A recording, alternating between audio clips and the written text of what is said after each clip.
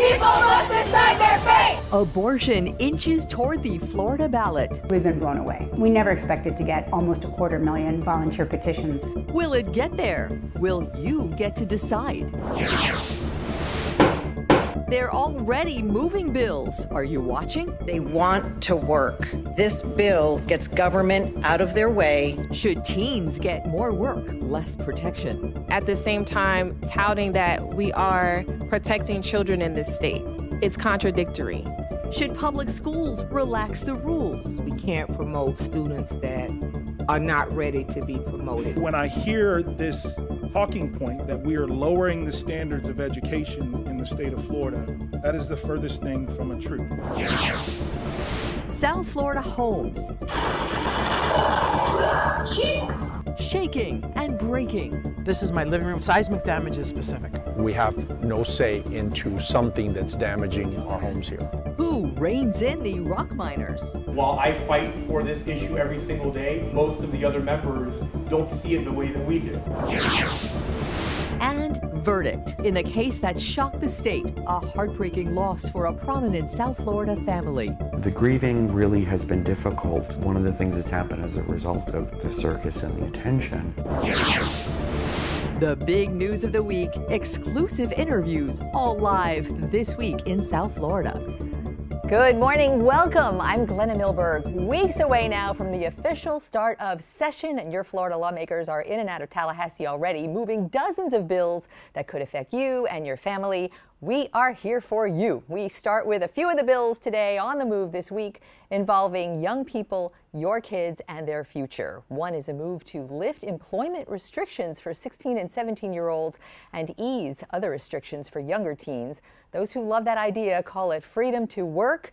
Those opposed fear the fallout. And one of those opposed is State Rep Ashley Gant, Democrat representing a strip of Miami-Dade from Opa-locka to the Miami River, and the only South Florida rep on that first committee that heard the bill this week. Good morning to you, State Rep Gant. Good morning, Glenna. It's nice to be here via Zoom. Thank you for having me today. Of course, and I was really anxious to talk to you because once again, this is one of those things in committee that split right across party lines. Of course, Republicans in the legislature, 2-to-1 majority. And so this bill passed against you and 4 other Democrats. Tell me, we'll get into the bill specifics, but generally, what is your opposition to this? So the opposition is treating children as adults. This bill would essentially allow children to work as many hours as adults work while they're still in school. And the rationale or the actual words of the bill sponsor was 16 and 17-year-olds are not children, they're youth workers. There's no definition of a youth worker in statute. So essentially that was made up to enact the process of adultification, taking away these last few years that they have to be children and go to school and do things that children do, but they'll be subjected to working as many hours without breaks like adults work. And I believe it's a blowback from the lack of or the shortage of workers due to the anti-immigration bill that was passed and signed into law last session. So to your point, Florida is experiencing most certainly a shortage of workers in all kinds of places. We actually feel that right here in this industry as well. But 16 and 17-year-olds, I guess, can be really different. I mean, we all know 16 and 17-year-olds that are kids, and we know them that act like adults. But the purpose of working right now, they can work. They can work with certain restrictions. And those restrictions, actually, in the law that it stands right now, can be waived under certain circumstances. So what really does this change? Well, this basically allows employers, in my perspective, to take advantage of children. So as we were questioning the bill sponsor, there's no reporting system where if there were abuses or are abuses for these children or towards these children by the employers, we don't have a mechanism where parents will be able to report it. Additionally, we already have in place procedures and processes for employers to be able to employ 16 and 17-year-old children. If they do need to work additional hours, there is a process for that.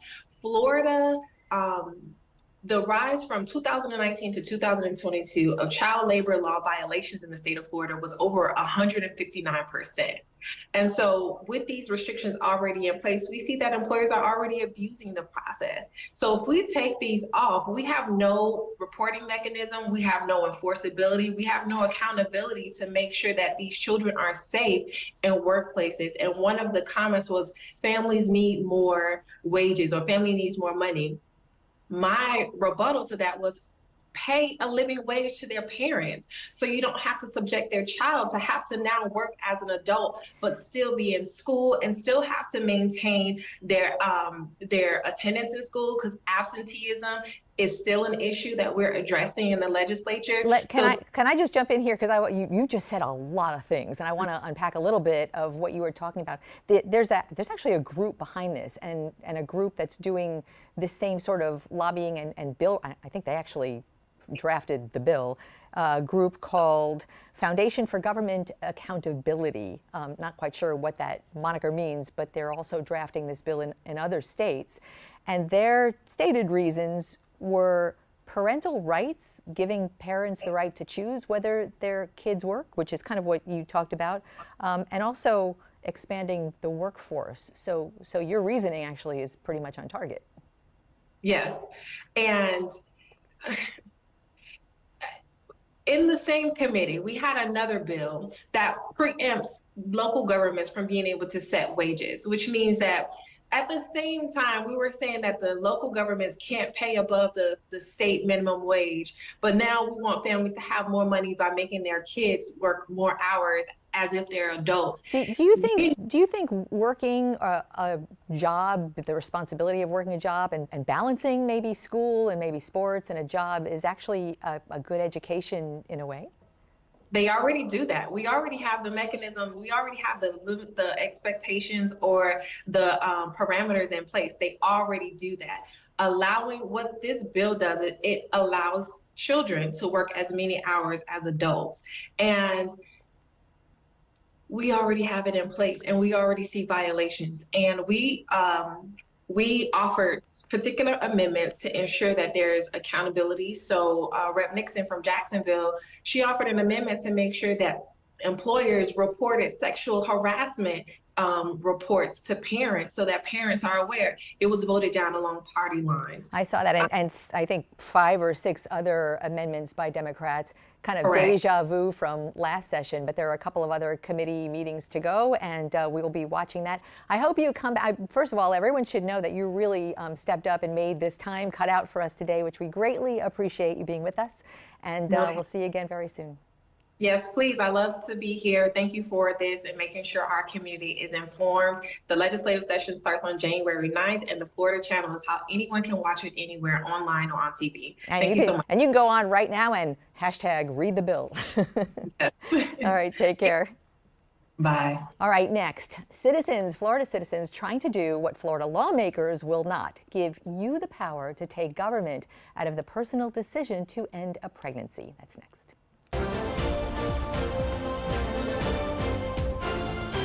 The push to protect abortion rights in the Florida Constitution reached a milestone this week. Those collecting ballot petitions reached more than 80% of the necessary signatures verified, and they've collected more than twice the number of signatures they'd need as a hedge. With abortion rights cases nationwide in the headlines, Anna Hokumer is the executive director of Florida Women's Freedom Coalition, one of the groups spearheading that Florida petition gathering process. Right here at the table, great to have you in. Thank you. So this was a pretty big week. You know, those of us who kind of flip through the numbers every day and refresh. There's a lot of ballots, items trying to get on the November ballot. And the marijuana item is far and away the most signed. And then there was this abortion rights ballot initiative that really took off this week, it seemed. What happened? Well, I think everybody underestimated exactly how common it is for Florida to reject abortion bans, to want the government to mind its own business, and to be able to provide modern health care to the women and girls who live here. You know, the last 2 sessions, there were a very high profile, very controversial, very emotionally fraught discussions and then votes. So the 15-week limit right now is Florida law, while the 6-week limit from last session is in the courts. You know, if the judges opine, we certainly in Florida could have a 6-week limit. Do you think that not only the Florida law, but in the headlines in other states, this woman in Texas who is leaving the state after a judge usurped her doctor's decision, do you think that this week has had an effect? I think this week has had a huge effect on conversations around abortion. It's what we've been talking about since the very beginning. This is about the health, the safety, and the dignity of women and girls. And you have real women, real husbands, real doctors in absolutely horrifying situations with pregnancies that have gone wrong, with non-viable fetuses who are at risk of infection, of fatal consequences, of being permanently unable to bear more children, who have to become medical refugees within the United States and travel thousands of miles in order to receive the care that they should be able to get close to home from their own doctors. So the ballot item is not asking a voter to condone abortion. The ballot item really asks the voter to put that decision personally in the hands of a woman and her family and take the government out of it. And I want to put up the wording so you can read it for yourself. This is the proposed ballot measure. No law shall prohibit, penalize, delay, or restrict abortion before viability, which was 24 weeks in Florida law before 2 years ago, or when necessary to protect the patient's health as determined by the patient's health care provider. The amendment won't change the legislature's constitutional authority to require notification to a parent or guardian before a minor has an abortion. So this is what is under consideration as the language by the Florida Supreme Court, and Ashley Moody, the Attorney General, on behalf of the state and the administration, is asking the Florida Supreme Court to keep this from the ballot no matter how many signatures are verified because of a couple of words, viability, one of them, healthcare provider being one of them. In her brief, she says those are confusing, not clear. Well, listen, I'm not an attorney, so I can't get into the nitty-gritty about it, but I do know that we wrote the language as carefully as humanly possible with great experts and retired Florida Supreme Court judge on the group of people that wrote it. We know that viability has been defined under Florida law since the late 1970s. It's defined under federal law.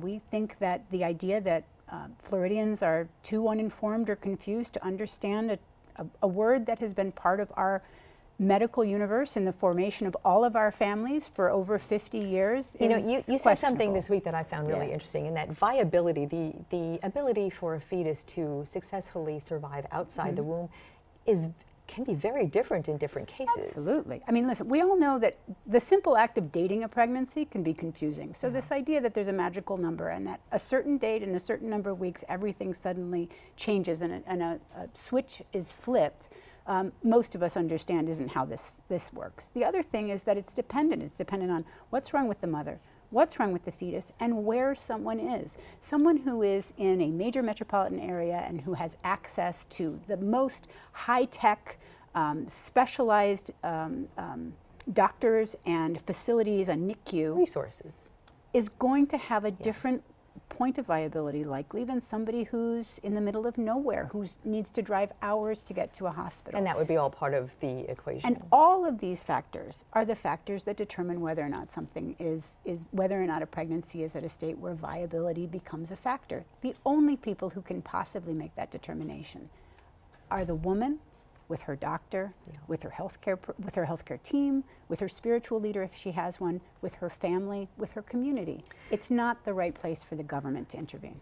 You know, the numbers are very interesting because abortion and abortion rights is it's a faith-based argument for some. It's a fraught with ethics and morals, individual choices, and yet we met a lot of Republican women who have signed and verified their signatures.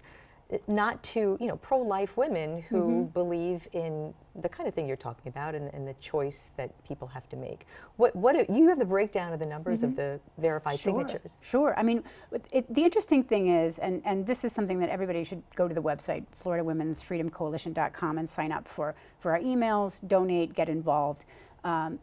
What we're finding is that it's breaking all of people's preconceived notions about who supports this. Yes, we know that women particularly understand that pregnancy is complicated, and no matter what your political affiliation, we all may need the medical intervention necessary in this case. But what we're finding is that we have hundreds of thousands of registered Republicans who've signed this petition. We have even more no party affiliation voters who've signed it. We've seen that about half of these petitions have come from Gen Z and millennial voters. This is exactly the sort of thing that young people who are just about to start their families really care about. They recognize their own vulnerability under these inhumane medieval laws. And do you think that kind of, 60% is the threshold for something to get into the Florida Constitution, and that's a really heavy lift. It is. Would you see a correlation between the amount of the number of verified signatures, and especially younger voters will actually get out and go to the polling precincts or put in the VBMs and get it done? I'm convinced that this thing is going to pass when it's on the budget, and it's going to blow past the 60% threshold. We've seen it in state after state after state where abortion's been on the ballot, either directly or through a proxy election. Abortion has won every single time. People understand it. They understand what viability is. They understand the complexities of the conversations. And one thing that I think Americans and all Floridians understand is that having the government get involved is exactly the sort of thing that's not going to make what could be a very difficult, fraught, emotional situation for any individual woman and for any family. It's not going to make it better. It's going to make it worse, and it's inappropriate. So, and I think it's worth to just sort of detail what you just said. Is some of those states where abortion has been either on the ballot directly or kind of like a proxy question are very red states, like Kentucky and Ohio. Ohio in particular. And now Florida is facing that question. Really blew some people away, because our internal polling here in Florida shows that not only do 72% of Floridians support this ballot initiative and 67% of Republicans, but 57% of Trump voters support it. And I used to quote that polling here in Florida and have people look at me a little strangely until 18 Trump counties in Ohio voted yes on issue 1 to enshrine abortion rights in the Ohio Constitution. And I think that was really something that changed people's perception about how broadly bipartisan support for government minding its own business in this area really is. And learning that it's not about abortion, it's about abortion rights. And it's about listen, Americans get a bad rap. Floridians get a bad rap. I don't know whether you've heard. Sometimes deservedly so. But we're capable of complexity. And these are complex issues. And I'll tell you, the one thing that every family in Florida has are children. We've all gone through this. We all know sometimes things don't turn out the way we want it to. And all of us understand that in that precise moment, what we want is the care and compassion of our healthcare providers, the support of our religious leaders, the love and caring of our families, not government. Well, we'll see. It's it's not going to be easy. No es fácil, as they say in the neighborhood, and so let's see what happens in the next 6 weeks. February 1st, we'll know. Right? I bet. Si se puede. Great to have you at the table. Thanks so much. Bye-bye. All right, next, another bill moving this week to lift regulations, again about the young people, this time school standards in the crosshairs.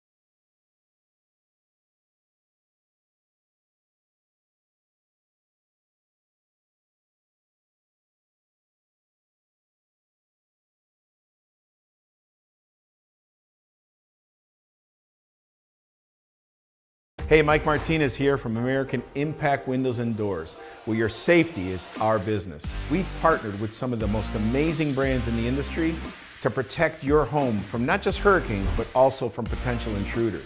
Protect your home. Protect your family. Order your Impact Windows and Doors today. You can get 0% financing and no payments for 24 months. Call 888-444-5902. American Impact Windows and Doors. Your safety is our business.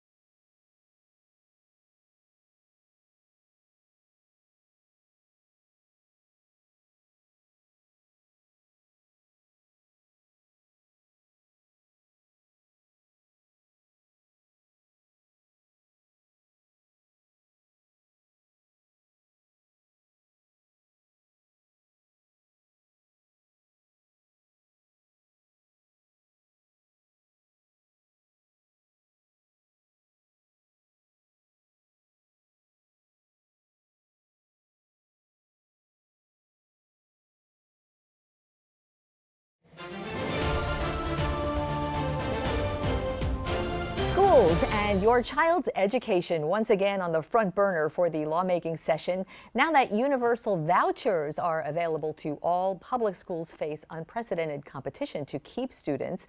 A slate of school deregulation bills to cut public school bureaucracy and rules passed its first two committees unanimously. State Senator Rosin Osgood sits on both of those committees, pre-K to 12 education, and this week the Fiscal Policy Committee, the Democrat repping Central Broward right here at the table to take the dive with us. Good to have you here. Thank you. We've been on Zoom together throughout the sessions, Yes. but it's great to have you back in-house. Watching this committee meeting on fiscal policy, it got a little contentious, but then everybody voted there's three different bills breaking down rules and regulations for schools, which frankly nobody ever liked. But I want to hear from you. Why do you support the relaxing of rules?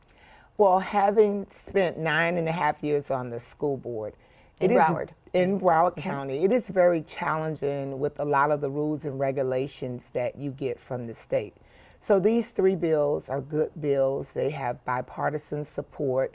They're doing some incredible things like putting in place a teacher's apprenticeship program that will allow support persons like ESCs to now get on the track to become actual teachers.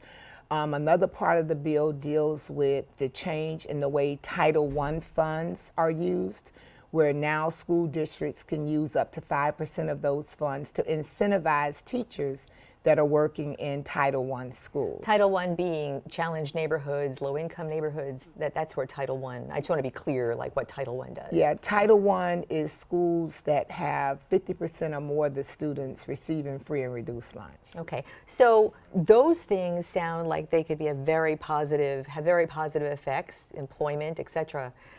There's some devil in the details in the assessments and accountability area. No one liked those standardized tests, from parents to students to teachers. The high stakes testing, the stress of having to pass one test to pass a grade.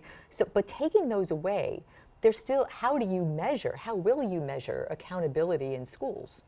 Well, school districts like Broward has been doing progress monitoring for years. You really want to measure students all throughout the year so that teachers can adequately put in place the supports that they need. And that actually has been done under one of the more recent school bills, right, under the DeSantis administration bills, mandates school monitoring earlier. Is that right? It is, but some school districts were doing it prior to like the Broward. bill coming into place, like Broward, because you can't bank everything on one test.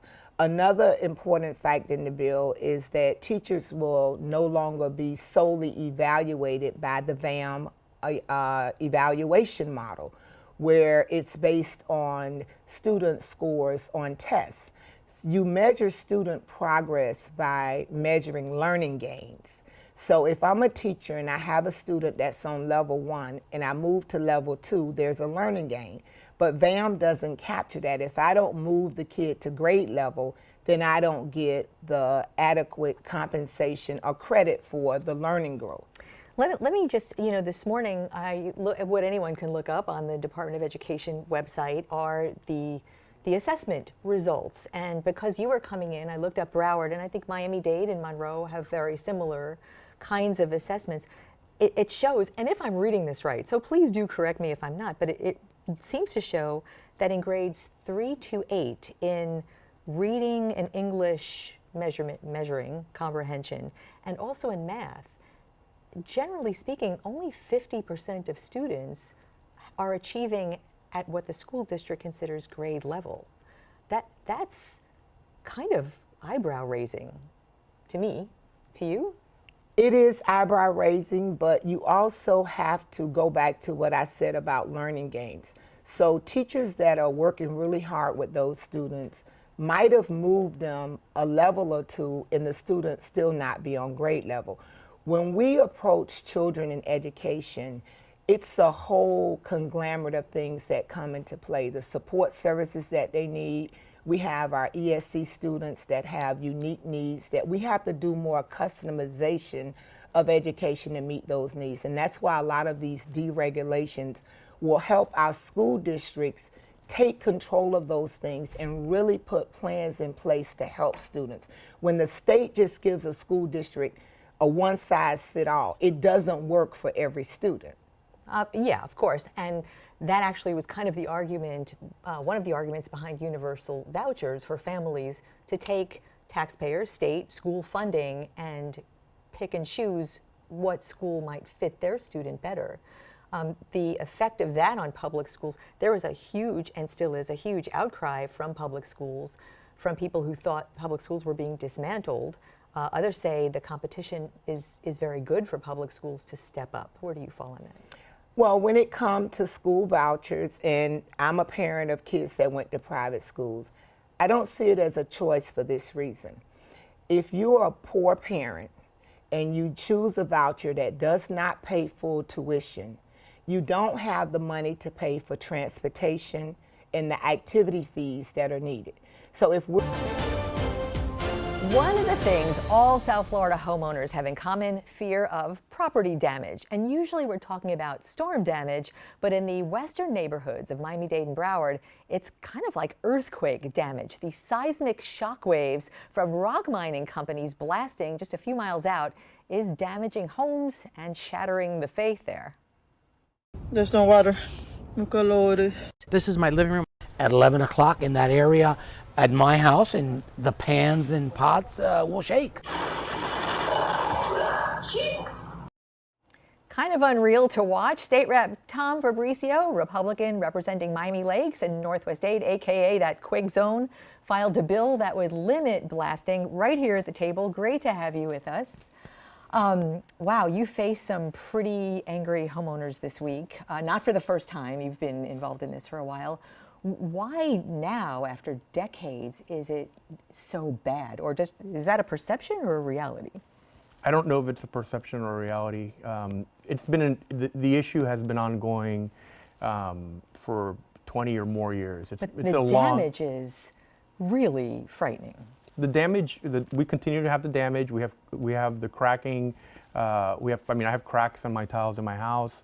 There's cracks in the driveways. It's an issue that has been going for some time, and it is concerning. I campaigned on this issue. I've run a bill on this issue to reduce the ground vibration caused by the explosions. Every year that I've been in the legislature, it's always my first bill, and that's not by mistake, it's by design. It is the most important issue that I advocate for. Every single person in the Capitol that works on legislative policy knows me and knows that issue, and that I'm an advocate for it. Let me just kind of catch everyone up to speed on what this bill, your bill, as filed, July 1st of 24, if it flies. Mining within 1 mile of residential neighborhoods may not exceed 0.15 inches per second.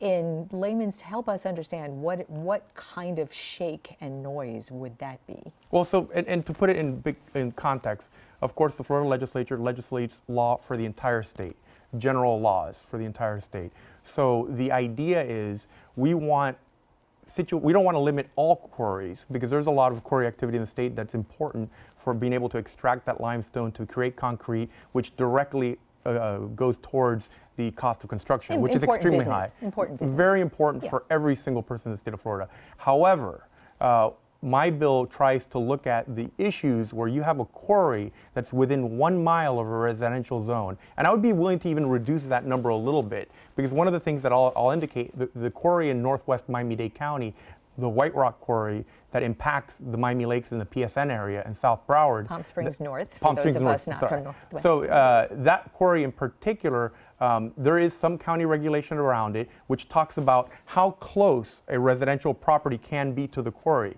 It's 1,000 feet, or it was 1,000 feet, and it was drawn down by the county to about 700 feet. So there are homes that are built right up to 700 feet from these quarries. Those homes are shaking like crazy almost every day of the week. And it's not that one quarry is doing all the shaking. There's a whole set of them. And so as a result of that, you effectively do get somewhere in the neighborhood of at least 1 or 2 blasts a day, every day of the week. All right, wait, come back with me here, because the quarries are there. Builders are building up to a dangerous line. That's right. is it the responsibility of a homeowner not to buy those? That's currently, but the people who've already been living there for decades is kind of the people we're talking about now, because they're the ones who are kind of caught in the middle. Here's my question, because you're trying to fix this with this bill.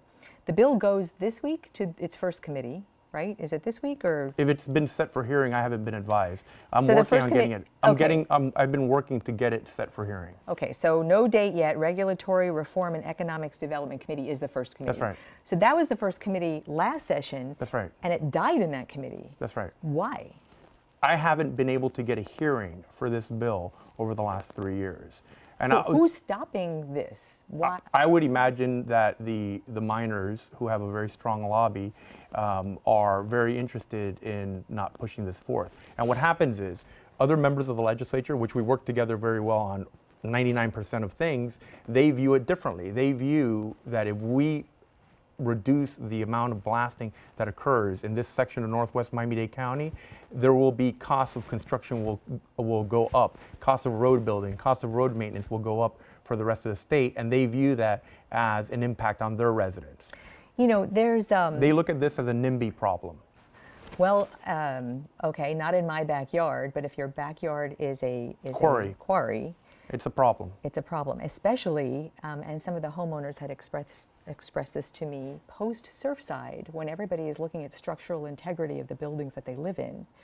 The internal damage, we see the damage, we have so much video of what's going on in the homes, but internal damage that they may not see, there are people fearing one day their home's just going to come down on them while they sleep. That is a fear, and I am very concerned about that, and I've spoken to different officials about that issue, but the blasting continues. And so we have time for self-monitoring by the quarries. They send in their monitored seismic waves to the state. The CFO, the fire marshal, has jurisdiction in the state. They are, in some cases, exceeding state law right now. What are the consequences for these mining companies that aren't even living up to the laws and standards that are in place now? Correct. So there are two levels of monitoring. Level number one is a self-monitoring that's done by the quarries themselves. And then level number two is a pilot program that was initiated from the Florida legislature to track the blasting levels and to be able to have a check on those numbers that are being shown by the quarries. We have seen numbers recently where they are exceeding the actual state law I think the peak particle velocity right now, I think it's 0.5, and we've seen that it has exceeded at times. I don't believe that there are any regulatory issues that can arise, that we can bring, or any kind of penalties as a result of that. And to be honest, I'm not looking to penalize the quarries. I want them to bring down their blasting levels so that we can coexist with them, so that they can extract their minerals. They create jobs, extract minerals that help the economy overall. But we need to be able to, in Northwest Miami-Dade County, have quiet enjoyment in our homes. Of course, and that's what the homeowners say. The homeowners don't want to shut and the by the way, quarries. I am one of these homeowners. Yeah. I live in the community, and my house is affected by this. So I hope, to bring awareness to this kind of problem when you see that kind of damage in someone's home. To your point, the mining companies are pretty politically active. We see the contributions. That is not unusual. It's common political practice. But this bill to just die on the vine is really concerning for a lot of people in your neighborhoods. It's very concerning for me as well. Tom Vercio, keep in touch with us on this. Can I say happy birthday to my brother Robert? He turns 50 years old today. Happy birthday. Happy birthday, Robert. Big brother. 50 is good. Thank you so much. I appreciate you coming in. Good seeing you. Thanks. You All too. the best. Okay. Next, we're going back to Tallahassee, but this time for a verdict in a murder trial that reverberated through the state because of George Diaz Johnston's place in local civil rights history.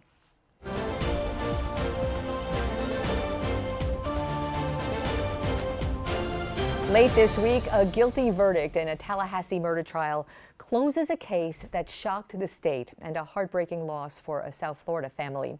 George Diaz Johnston will forever be an icon for gay rights. He and his husband, Don, one of the 6 couples who helped break Florida's ban on gay marriage. George's brother is former Miami Mayor Manny Diaz. His nephew, UM's former head coach, Manny Jr. Friday, a roommate he took in to be kind was convicted of his murder. George Diaz Johnston will forever be an icon for gay rights. He and his husband Don together until the end. And we have Don joining us today from Tallahassee. Don, it is great to have you right from the trial that ended Friday, the verdict.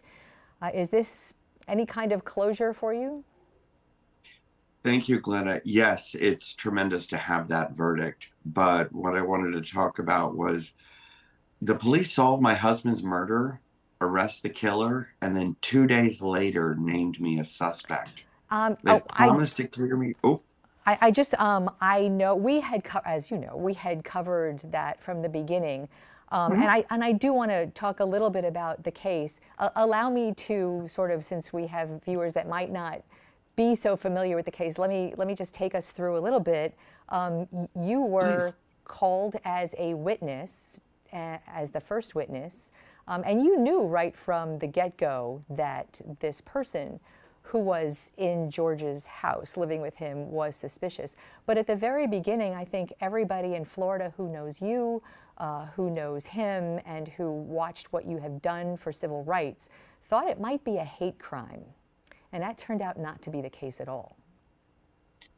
No, for months, people don't actually even know that he'd had a roommate. That doesn't come out.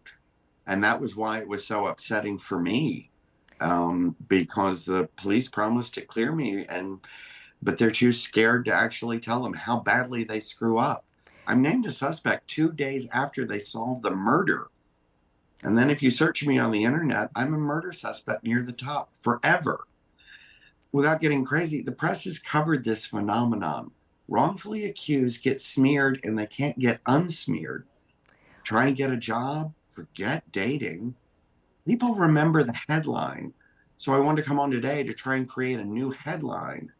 You can't imagine how grateful I am to the police and the prosecutor for this amazing job they did. They absolutely nailed it. But then I find out this phenomenon, a conviction still doesn't even clear somebody. It's crazy. It's a rabbit hole I'm living in. What you're talking about is the social media cycle and the internet and how difficult that is. And I think this whole case is probably so much more difficult for those involved because of the public nature of you and the public headlines of what you did for good, and that sort of puts you in the public eye, and that is a very difficult place to be when you're grieving so personally. There's also the Miami family. I want to put up on our screen, there was a statement that the Miami family had issued this week, essentially thanking law enforcement and bringing justice and naming names, and I guess we don't have that to show, but that was Miami family, and the former mayor, Manny Diaz, had put that out. Law enforcement very much of a focus for you, I know, because they initially didn't want to make public that they had had someone and that they made everyone a suspect, and that included you. And I think that's what made it so difficult for you. Is that right? It is, and I absolutely agree with every word of the Diaz family statement. I can't stress how grateful I am to the police. It's just that they never cleared me. And rumors and craziness, which is crazy, has dogged me for 2 years, even into this year. But I totally agree with the Diazes. The police have been phenomenal. I just wish they'd issued that statement. Would have made my life so much easier. Well, now that you have closure, I think maybe moving on will be a bit easier. Tell me what you were the first witness at trial. We talked a little bit, and you said you learned a lot about the case at trial. Fill us in on that. Oh, goodness. There were a bunch of little surprises. I didn't realize how quickly it had been resolved. I didn't realize how incredible. The Tallahassee police did a world-class job in uncovering enormous amounts of information and the detail that they went into, and the prosecutor masterfully paints a picture of exactly what happened. It was brutal and difficult for myself and both our families to sit through that, but it was so reassuring to finally have that closure. Tell us a little bit about, we were actually in Tallahassee at the time, almost 2 years ago next month, when it happened for the lawmaking session. And to your point, some of the details are pretty horrific and hard to listen to about the crime, about his George's remains being found in a landfill in the Panhandle, and you were the one who had reported him missing. Yes, actually. And the very first night, the killer gives two different stories as to where George is. So they zero in on him immediately. But the police had to piece together and actually trace. My husband's remains are found almost 2 hours away from where he dies. And they had to literally put all of that together. That did actually take a while, and it was brilliant what they did.